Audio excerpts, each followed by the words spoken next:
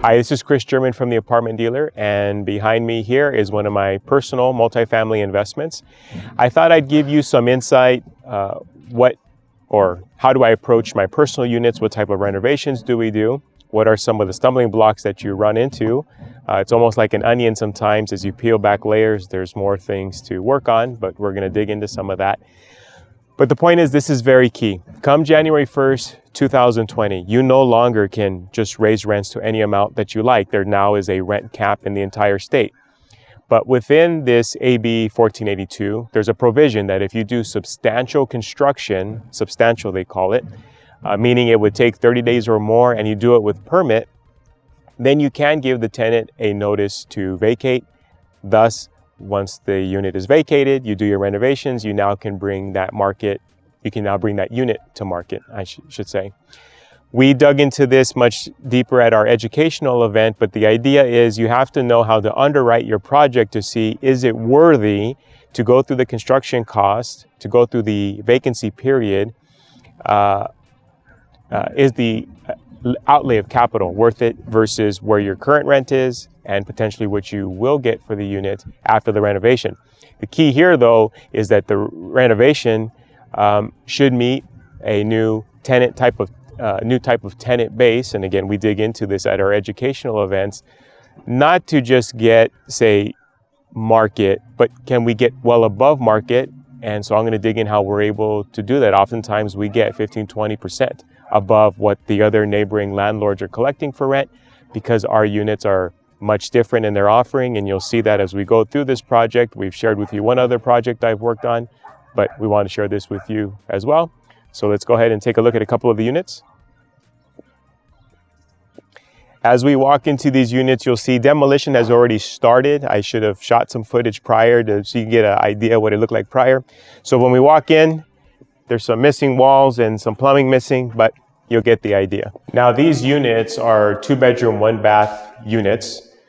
You'll see here that we removed some drywall. We're actually going to reconfigure this wall and essentially create an opening, build out a wall here. The refrigerator will go tucked behind that wall. So we're going to change the layout somewhat.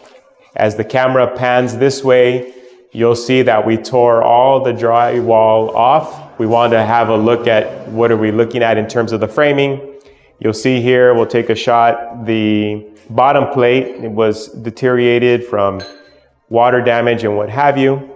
So we're gonna dig in. As in all my units, we're gonna change out all the plumbing. We're gonna change out all the electrical. But of course, we wanted to dig in a little deeper to see what was not evident to the naked eye. If you follow me this way into the bathroom, as we started doing some demo to change out the plumbing in the bathroom, we found some other not so great framing. So we're gonna dig into this as well, get that all changed out. And you'll see, this is gonna be totally revamped from what it once was. And the bedrooms are pretty straightforward. We're gonna be putting AC units in each of the units. Obviously, the age, when you have 50s, 60s, 70s age type product, you don't have central AC. So we will be putting a new AC in each bedroom, which calls for a new plug. We'll be adding that plug. We're changing the wiring anyhow. Water heaters are gonna go outside. This will become more storage space for the tenant. And same thing in here. We'll be cutting a hole and putting an AC unit in this bedroom. The AC units cost maybe $350 a piece.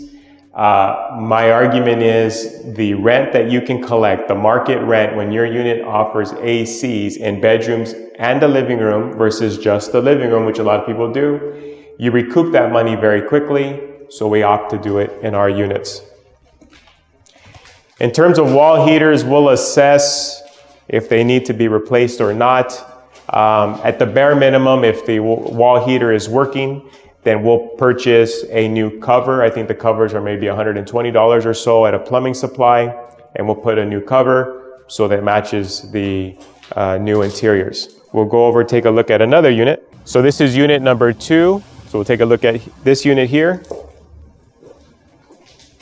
You'll see they've already started to buy some supplies. We're going with copper. A key thing about copper that I've learned, again, I'm not a plumber, I'm not a contractor, but just learning, having done this the last 10 years. There's essentially 2 types of copper that are most common, type L and type M. Many plumbers will quote you on type M, but it's thinner, it doesn't last, it gets pinholes. The more expensive stuff is the type L. So you want to ask your plumber when they do your copper repipe or even just partial replacement, are you using type L? It's worth the couple extra dollars in the long term in terms of the longevity of the pipe. As we swing into this kitchen, you'll see that we're not going to reconfigure this wall.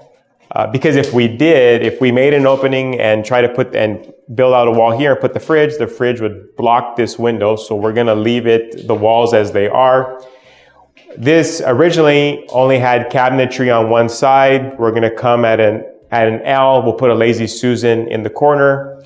All the units here about this location in them, we're going to put hookups for stackable washer dryers. We don't supply the washer, dryers, or refrigerators. We do supply stoves in our units, but again, a unit that has the hookup in the interior where they don't have to go outside in the rain, all these little things, you'd be surprised that a tenant will justify to themselves paying another $200, $300, $400, sometimes $500 versus neighboring properties for, I guess, what amounts to just being comfortable. This unit here, we can actually take a shot here. You'll see how bad this framing is. The previous owner was just putting patches on a lot of the work that needed to be done. So we're going to have to reframe all of this. We still have to tear back this wall here, the far wall, the drywall that is, to see is there any other framing that has to be redone. My approach is, and not that mine's better than yours, is that let's do it once, let's do it right. I want these properties to last me a lifetime, so to speak. Hence doing the plumbing and electrical while we're at it so that I don't have issues down the road. Now I get a question a lot of times, Chris, do you self-manage your units? I do, as I trip. And why can I self-manage? I get very few calls. Why do I get very few calls? Because once you've done the electrical, the plumbing, and you have a unit that's much better quality than its competing units, thus I get a better type of tenant base into the units, I rarely get calls. That's just the reality. So these investments, not only does it add to the longevity of the unit, it increases the market rents, but it leads to my greater sanity because I don't have to be visiting the property every Friday. I don't have tenants that are doing the welfare plan for rent where they give you some on the 1st, some on the 5th, some on the 9th. Some of you know about this payment plan. It's just not how our units work out. This wall heater here, obviously we're going to change the cover. It's not going to match because the walls will be gray with white accents. So we're going to put a new cover here. If we haven't tested it, if it needs to be replaced, we'll do so. Same idea here. We're going to take the water heater, move that outside. And the bedrooms are the same idea. Essentially, we'll be putting in a AC unit into each bedroom. It looks like here maybe the plumbers are already working on running the lines outside for the water heater. At least that's what I assume is happening. I have not checked in with the plumber today. Now, it might get a little noisy as we go on this unit, but I want to show you some of the work needed here. Have some music from the old country.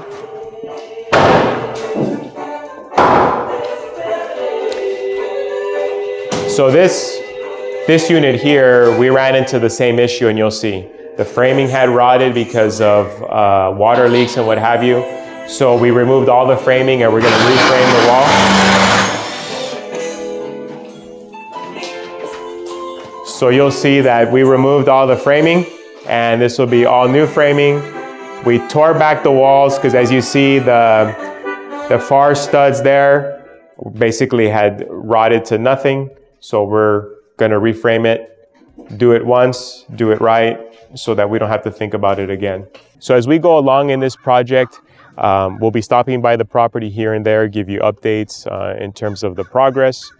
Of course, nothing comes without some bumps in the road. So we'll see what this project holds or will entail along the road. I hope this is helpful as we do this. I hope that it brings some insight of what's available in terms of turning your units over.